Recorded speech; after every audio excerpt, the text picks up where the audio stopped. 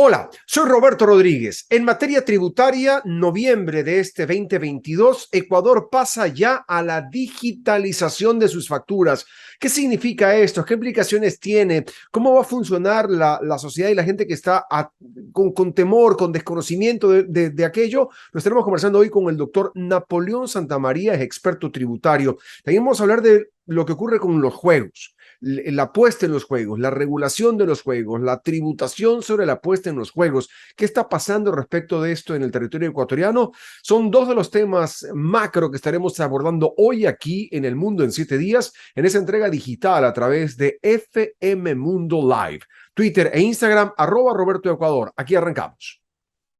Si ves que alguien no respeta el distanciamiento ni usa la mascarilla, díselo. Usamos tapabocas, pero no para quedarnos callados.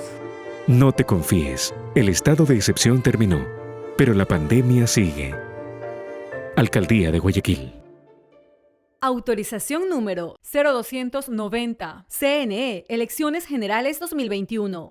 Lo habíamos conversado, el tema de esta semana, la tributación. El doctor Napoleón Santamaría, experto justamente en materia tributaria, es nuestro invitado para hablar de lo que ocurre. Dos temas macro que vamos a abordar. El uno, el tema de la facturación electrónica que arranca ya en noviembre para el Ecuador, y el otro, el tema de la recaudación de los juegos, del cual vamos a estar conversando en breve. Napoleón, gracias por atender esta llamada. Primero, ¿cómo está el tema de la regulación? He visto mucho optimismo por parte del gobierno en torno a la inserción y las cifras que ellos publican bastante positivas en cuanto a la inserción de la gente hacia la facturación electrónica. Roberto, buen día a todos los queridos amigos que nos extienden su amable atención, para la redundancia, para expresar nuestros comentarios. Mira, el tema de la facturación electrónica tiene 3 aristas fundamentales. Primero, el tema que tú acabas de mencionar, el tema de incorporar a la base de contribuyentes a más personas. Y esto es urgente, necesario, etc. ¿Qué es lo que ha pasado en las últimas 17 reformas tributarias? Es que a los que siempre tributamos, súbeles el IVA del 12 al 14, súbeles más impuesto a la renta, cóbrales impuesto a la renta, pero es el mismo grupo objetivo de contribuyentes que ya sufrían carga tributaria y ahora vuelven a sufrir más. Bueno, con la facturación electrónica incorpora, Roberto, a nuevos que no estaban en el régimen fiscal, que no estaban en actividades formales y que ahora a través de facturación electrónica necesariamente tienen que incorporarse, por lo que ya vamos a hablar en el punto 3. ¿Quiénes son los que necesariamente deben incorporarse? ¿O a quién está dirigida la facturación electrónica? Porque las grandes empresas, la mediana, hasta la pequeña empresa ya está en facturación electrónica. ¿Quiénes no estaban y van a incorporarse? Fundamentalmente 4 grupos objetivos. Entre ellos, primero los profesionales, muchos profesionales, ingenieros, arquitectos, economistas, abogados, etcétera, etcétera, que prestaban servicios, que ganaban dinero, pero que no estaban facturando. Ellos son los primeros en que van a ser incorporados. 1. 2, comisionistas. El Ecuador, bueno, en todas las economías del mundo, pero Ecuador, cuando tenemos altas tasas de subempleo, el subempleado lo que se dedica es a ganar una comisión, comprar algo por aquí, vender acá, y etcétera, y hacer los FCRs que normalmente decimos. Bueno, estos comisionistas a veces no tenían la capacidad de facturar porque físicamente no tienen, porque en ese momento, etcétera. Bueno, a ellos van a ser aprendidos con facturación electrónica. Lo mismo que los comisionistas, que es una especie de intermediario, el comisionista y el intermediario comerciante, ¿sí? Que está en la actividad comercial, y finalmente el transporte. Esos 4 objetivos, esos 4 sectores que antes no estaban facturando, van a ingresar desde el 29 de noviembre a facturación. Entonces, primera lista, incorporamos nuevos contribuyentes. Segundo, como incorporamos nuevos contribuyentes, el Estado cobra más, recauda más, y eso es bueno. Sin embargo, Roberto, de que este año será récord. Pensábamos que era 15.200 millones, pero ya cerrado casi octubre, que estamos en los últimos días, parece que se vamos a cerrar en 15.500 millones, lo cual es una cifra histórica, récord en el Ecuador.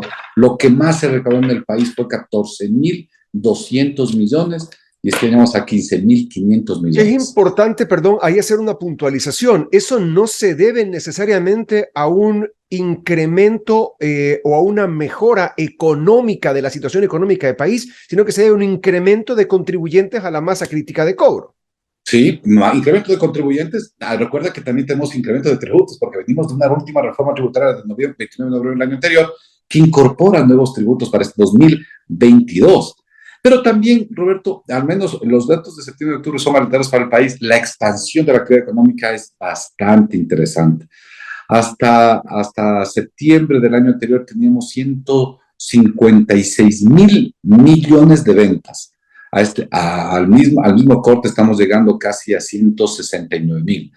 Es decir, realmente está en expansión, en volumen, en trazabilidad, hay más. Estoy, y no quiero ponerme ahora como están calificándonos de positivos o de negativos, pero sí quiero ser bastante claro con el tema. De decir, es cierto, la cifra es mayor que la del ejercicio anterior, pero no necesariamente obedece a una mejora en la economía, sino que obedece directamente, por obvias razones, a un incremento de la masa crítica de contribuyentes.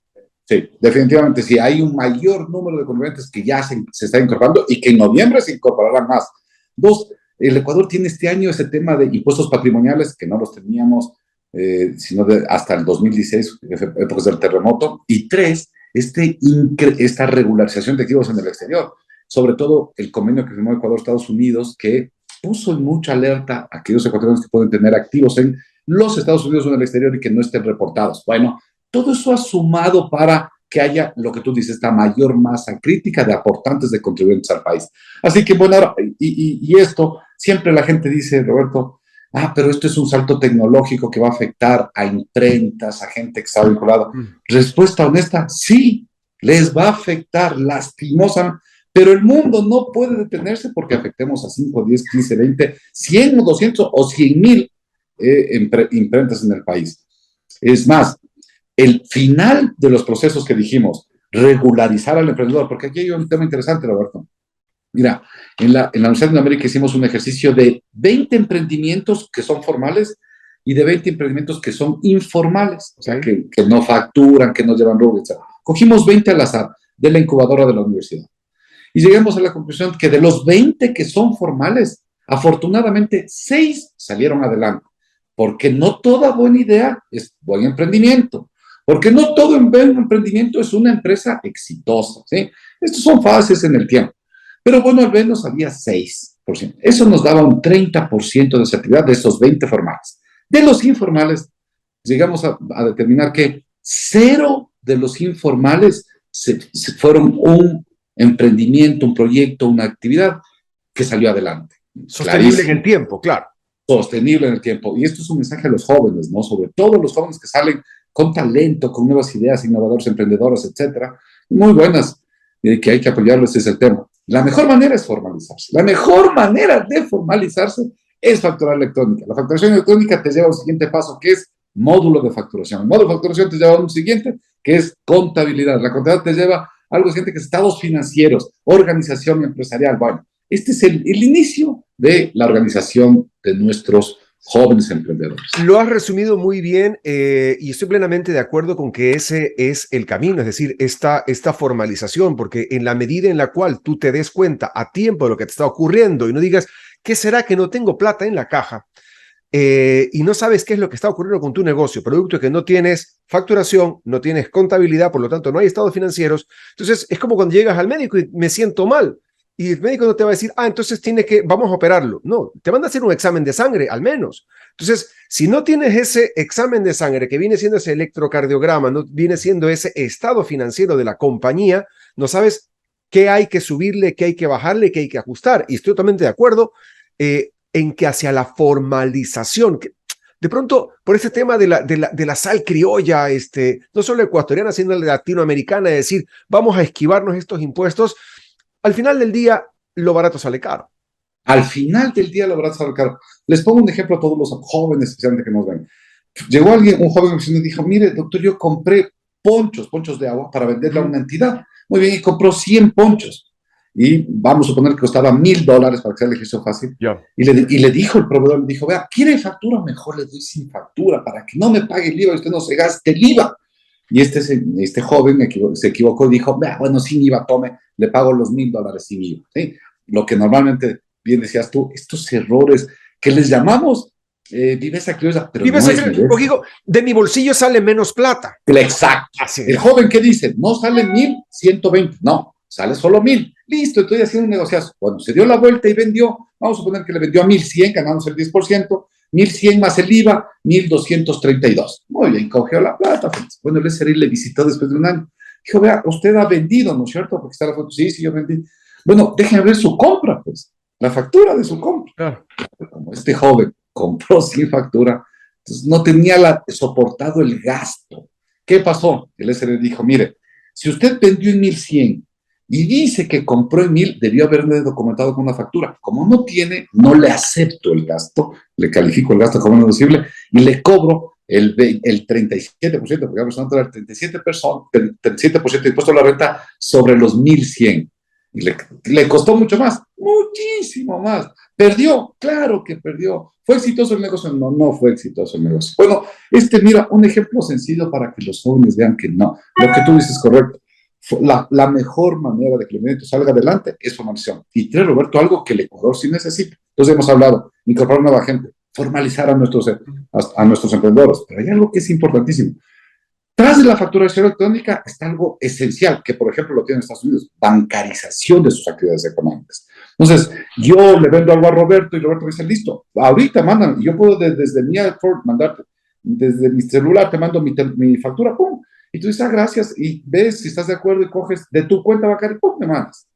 Listo. El día en que comencemos a bancarizar todas las operaciones que están precedidas de una factura electrónica, eliminamos, combatimos, o al menos dejamos bien identificado las actividades no lícitas, las que están utilizando dinero mal habido, pernicioso, oculto, al menos no transparente, sobre el cual tiene alguna duda. Y esto es buenísimo para una economía, para sincerar la economía y saber quiénes están bancarizando y quiénes no. Esa es una manera de sincerar la economía de manera formal y real. Y yo creo que Ecuador ha dado un gran paso, la verdad, con el tema de la facturación electrónica. Es un gran paso para empezar este proceso de sinceramiento de la economía. Y como tú bien lo dices, el tema de la bancarización de las facturas, yo creo que es un siguiente paso y no muy a largo plazo, porque eso va a lograr transparentar. Y con el acuerdo al cual se ha llegado con el IRS y el Servicio de Rentas Internas, de este cruce directo, formal de información, yo creo que este paso va a llegar más temprano que tarde. No quiero quedarme ahí porque quiero abordar el otro tema por un asunto de tiempo, y es el asunto de los juegos de azar. Nuestro país, en algún momento de esta transición, de que vamos a librarnos, vamos a abrazar árboles y todo el asunto, entramos con el tema de quitar los juegos de azar. Entonces, los juegos de azar se erradican del país y hoy por hoy hay los juegos que están en el mundo virtual, estos juegos que navegan en el ciberespacio, que no son de aquí ni son de allá, y generan una gran cantidad de dinero que se mueve en estas plataformas. ¿Qué es lo que se está haciendo a nivel de recaudación hacia ello? Que se habla de que no existe legislación, no existe recaudación, no existe control, y surgen, y están en todos lados y se anuncian en todos los medios de comunicación. Todos los juegos de azar, el albur, la apuesta, recuerda tú, Roberto, que en el 2008 nos llaman a una consulta popular y en la consulta popular nos consultan, ¿usted quiere seguir que en el Ecuador siga habiendo casinos, juegos de azar, etcétera? Y la mayoría de los ecuatorianos dijo no. Desde ahí se prohibió, es decir, es una actividad absolutamente prohibida. Número uno. Número dos, cuando se hace la consulta, se dice, ¿usted está de acuerdo que haya para las entidades con fines de lucro? Por lo tanto, un decreto presidencial de meses pasados dijo, todas las actividades de juegos, de albur, de azar, están prohibidas. Pero cuando las ejecutan, las hace una entidad con fines de lucro. Vale decir, una compañía, una empresa, etc. ¿Y quiénes no? ¿Y por qué hacen esta decisión? Porque resulta que en el Ecuador la Junta de Beneficencia quizá tiene la mayor albur, que es la Lotería Nacional. Entonces, todas las entidades de fin de lucro pueden tener esta actividad. ¿Por qué? Porque así se fondean, Roberto, para sus actividades lúdicas. Muy bien, está perfecto. Primera amenaza. Entonces, primer punto, es que están prohibidos en el Ecuador, excepto que sean por entidades de fin de lucro. Segundo, ¿qué resulta? Que en el Ecuador se han penetrado una cantidad de juegos de azar. Pero ¿con qué? ¿Y por qué operan en el país? Cuando ustedes les dicen, ¿y por qué operan en el Ecuador? Les dicen, no, yo no opero en el Ecuador.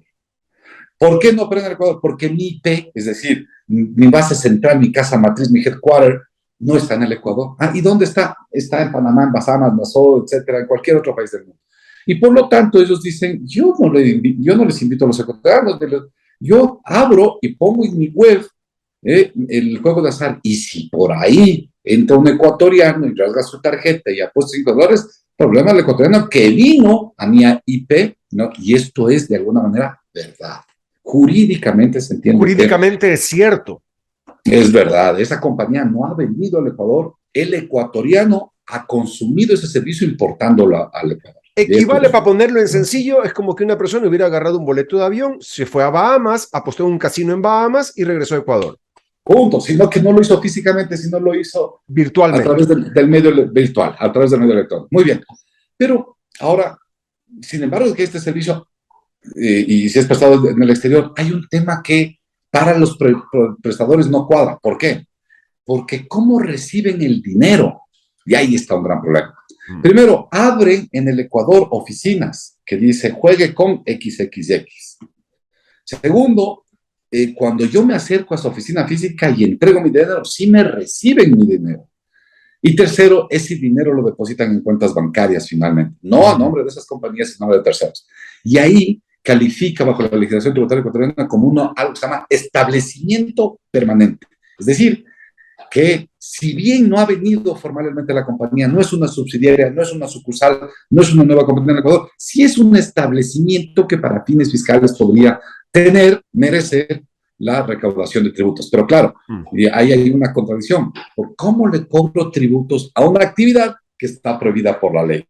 Parecería que hubiese una actividad injustificada e indebida por parte del Estado. Y por lo tanto, ¿qué ha pasado? Que el Estado no ha cobrado tributos sobre esto. No ha habido tributos sobre esto. ¿Cuál es el resultado actual, Roberto, amigos? El peligroso resultado actual. Veo que muchas fundaciones y entidades sin fines de lucro hoy día comienzan a salir con juegos de azar. Unos ya tienen bingo, otros tienen quinelas, otros tienen, etcétera, lo que fuese, pronósticos deportivos, etcétera. Claro, y auspiciados con el paraguas de una entidad sin fin de lucro que está permitido en la legislación ecuatoriana, podrían desarrollar esta actividad. Punto. Sin embargo, de mencionar que siempre en la medida que esta actividad sea real, que no sea supuesta, es decir, que estos juegos de azar no estén mal utilizando a estas personas jurídicas llamadas entidades sin fin de lucro solo para evadir la prohibición que está en la ley al juego de azar. Sería una elusión fiscal, ¿verdad? Exactamente, un fraude de ley para buscar una ilusión fiscal. Y esto habrá que permitir. Ahora Roberto, sí. Déjame contarte algo que es importantísimo. Nuevamente en la Universidad de América estudiamos el tema, hicimos nuevamente una encuesta del tema. Pues son temas apasionantes para una sociedad. Claro. Y mira que lo que llegamos a determinar que ¿quiénes juegan? Y claro, juegan transversalmente todos. Las clases pobres, las clases medias y las clases adineradas, todos. Pero ¿quién juega más? Son las clases pobres. Y si no puede ser, la mayor cantidad que juegan respecto de su ingreso son los pobres. Sí. Respuesta, y cuando se le pregunta, ¿pero por qué juega este señor? Dice, porque esta es mi opción de vida, porque ojalá me gane el premio grande y entonces dejo de ser pobre, que es una cosa que me lacera, y voy a hacerla ser rico. Realmente es un sueño de vida, una expectativa de vida. El rico entiende que esto no es verdad, y además que ya es rico, y por lo tanto, si gana unos millones más, por lo tanto, no le ponen fe. Y la clase media es ahí, como su nombre lo dice, media, a veces sí, a veces no. Pero mira que a quien más apunta a su bolsillo, a quien más exacciona recursos, triste y lamentablemente, es a la gente más pobre y que ha recibido menos educación en el país. Triste situación que debe ser enmendada inmediatamente. Y sobre esto ya se hablaba, Roberto. Inmediatamente incorporar una ley, conducir a que esto sea un poco más lúdico, porque hay una cosa que es jugar, por ejemplo, en los deportes, otro en juegos de arte o de parte, como el ajedrez, y apostar en eso, pero otro, Roberto, que se nos está yendo y gente es consumir pornografía, por ejemplo, por ahí, o apuestas en actividades absolutamente lícitas. Esto es lo que la ley ecuatoriana todavía no ha distinguido, tiene que distinguir y orientar rápidamente para conducir el consumo adecuado de los ecuatorianos. ¿Qué tan fácil o difícil, que basados en el principio de que la ley se deshace de la misma manera que se hace como principio macro, el que se legalice el juego, que se pueda tener zonas de juego en el Ecuador, como zonas francas, no lo sé, cómo funciona los casinos en ciertos lados de Estados Unidos, cómo funciona Vegas, cómo funciona ciertos lados donde el juego es permitido de manera circunscrita a esa parte. Porque te digo, es un tema de legalización, cómo funciona la cosa. Y un poco lo conversábamos fuera de micrófono. Ya encontré el dato mientras conversábamos. Estados Unidos, hablamos hace un momento para contextualizar a la audiencia de la recaudación producto de la venta de marihuana en Estados Unidos. Estados Unidos legalizaron la marihuana, cosechan colectivamente más de 10.000 millones en ingresos fiscales de cannabis desde que se iniciaron las ventas legales en el 2014. 10.000 millones de dólares. Entonces, la legalización de la marihuana en Estados Unidos va atada al impuesto que tienes que pagar para poder venderlo. Entonces ya no es mercado negro, ya no es tráfico, ahora es venta. Pasemos a lo otro, porque una cosa es el juego de manera recreativa y otra cosa es la ludopatía de gente que está realmente enganchada y enviciada, que le apuesta al juego de fútbol en China, que le apuesta a dónde está el primer córner en el partido en la liga sueca, que apuesta a quién come el primer peón en el partido de ajedrez en Rusia, etcétera. Sí, hay gente que está metida en el tema del juego producto de esa ilusión de salir de su sensación o de su estado de pobreza económica y pasar a un estado de bonanza económica apostándole lo que haya en el bolsillo o lo que no haya. Y tú decías algo interesante. ¿Qué le pasaba en el Ecuador antes del 2008, que fue la consulta popular? Que teníamos casinos, etcétera, unos formales, otros informales, en hoteles, en hostales, fuera de hoteles, etcétera. Claro, y siempre vimos que los casinos tenían 4 actividades nocivas, ¿no? Primero, ese fomento a la ludopatía, que es peligroso socialmente. Segundo, el tema del lavado de activos, porque a veces mucho dinero efectivo que entraba ahí no se sabía muy bien su origen, etcétera. Tercero, el tema del consumo de drogas y finalmente prostitución. Temas lacerantes socialmente. Erradamente, lo que hizo el Estado ecuatoriano en el gobierno del 2008 fue prohibir esto y mandarlo a la clandestinidad. Y como se mandó a la clandestinidad, hoy no tenemos control en lo absoluto. Tenemos jugadores que hoy día sí se encuentran en las noches en lugares clandestinos a jugar y apuestan, sin control del Estado, sin control de la sanidad pública, absolutamente desprotegidos. O si no, cruzan las fronteras de Colombia con un peso de volado de $5,000 el dólar, o cruzan la frontera del Perú y juegan. Y eso por decirlo rápido, si no, se van al Caribe, Estados Unidos, etcétera, y juegan más. Segundo, no combatimos nunca este origen ilícito del dinero porque lo mandamos a la clandestinidad. Entonces, claro, ¿qué tan fácil? Estos son los grandes temas nacionales de decir, mire, ni como lo teníamos antes ni en la clandestinidad, vamos a organizarlas, vamos a poner sectores, lugares puntuales, más o menos como son en California las reservas, donde están los juegos de azar que tú lo conoces muy bien. Y entonces vamos a poner lugares, ahí se va a jugar, y hay control del Estado, control policial, control de la UAFE, lavado de activos me refiero, el SRI que haga su tarea, de lo que tú acabas de decir. Si lo que estamos haciendo cuando mandamos actividades clandestinas es ni siquiera cobrar impuestos, esas son las cosas que nos llevaron a mal esos conceptos revolucionarios. Yo prefiero que esto sea regulado, que el poder del Estado, el poder bueno del Estado, lo reglamente, lo regule y sobre todo quede algo para el país. Roberto, lo triste que estábamos hablando antes es que esta gente pobre, clase media y rica que saca, pero la que más saca es la pobre, esa plata se está yendo afuera, porque el IP, el proveedor está afuera, se va afuera, ¿y qué queda en el Ecuador? Nada, ni siquiera tributos, bueno, el 5% del ISD, cuando es menos de $1,000. Que ahora va en 4 y bueno, y va en teoría de la oferta de campaña del presidente, va a llegar a 0 en algún momento dentro del periodo. Definitivamente, por eso, mira, entonces, ni siquiera ya el ISD, que era un indicador de salida de divisas, eso es el 4, pero no, el Ecuador tiene que empezar como tiene Uruguay. ¿Qué tiene Uruguay? ¿Quiere jugar? Venga. Va a jugar físicamente porque tengo controlado, tengo organizado, tengo sectorizado. 2, ¿dividir los juegos? Sí, pero yo como Estado los califico a los juegos de azar, porque no quiero que apueste, por ejemplo, en peleas de bulldogs. Pongo un ejemplo cualquiera hay en el Ecuador. El tema animalista es durísimo. Y sí hay, desgraciadamente, hay este tipo de peleas clandestinas de perros. De animales, Vi el otro día una denuncia de pelea de mujeres que casi salvajemente se matan en clinch, en rounds, no sé, ni siquiera sé cómo es el deporte. Y a eso se apuesta. Bueno, el Estado ahí sí debe controlar, Roberto. Si vea, esto no, el Estado no puede fomentar esto. Ah, es que yo quiero, bueno, entonces le pongo un súper impuesto, algo carísimo para desinhibirlo. Pero si quiere hacer una apuesta para jugar una partida de ajedrez, perfecto. Esta es la modulación del Estado. Mira, Roberto, yo no estoy en contra, pero te doy un dato de la última edad. En el Ecuador se han hecho en los últimos 90 días 17 eventos masivos. Dígase conciertos, cantatas, retretas, etc. Con un aforo aproximado del 93% de aforo promedio, unos al 100%, wow. Otros al 93%. ¿Y la crisis? ¿Quiénes son los consumidores de esto? Clase media y media alta. ¿Qué es la clase que decía, estoy jodido, no tengo nada, ¿Y la etcétera? Crisis?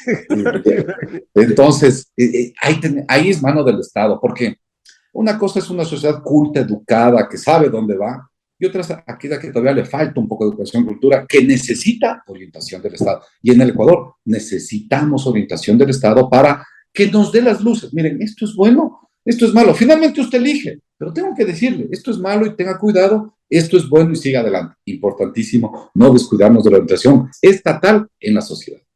Mi querido Napoleón, me ha encantado conversar contigo. Tenemos mucha más tela que cortar. El tiempo es corto, se nos hemos extendido bastante. Agradezco mucho tus criterios válidos y yo creo que también es parte de lo que debemos hacer como ecuatorianos, ¿no? El agarrar y decir, vamos para adelante, no estar con el tema, ¿y cómo te va? Ahí, no, luchando. Y cuando viene el partido de fútbol, primera fila.